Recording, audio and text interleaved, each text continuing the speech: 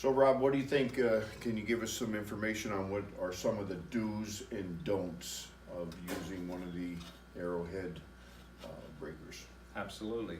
I guess the single biggest thing that you'll often find with a hydraulic breaker is people will tend to not reposition if they're not breaking through whatever material they're trying to get through effectively.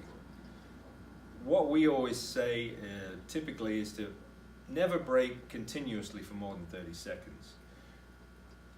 It allows us to do a number of different things.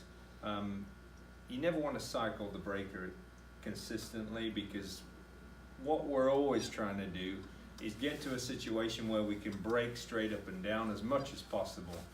And when we get to a more than 30 seconds, we can be pretty confident to say maybe that material is not going to break at that point, but if we stop, reposition, and look to break in a different area, typically you're probably going to aid the job by finding, you know, a flaw in the material that you're breaking, and it just makes more sense just to reposition. It gives the machine an opportunity just to have a little breather. So you really need to have that down force at all times. Absolutely. You don't want to dry fire it by leaving a little pressure off of it. Yeah. Always have the machine up a little bit.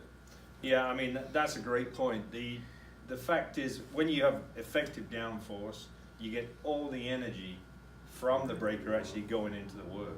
Oftentimes you'll hear a different kind of tone when somebody's either working at a different angle, or they haven't got good downforce, they haven't got good control of the breaker. You hear the breaker sound differently. It changes tone, and that typically, again, that's something we try to avoid, because there's potential for damage to the hammer, and you know, just generally you're not getting the most from it. Common sense comes into play. Yes, it does.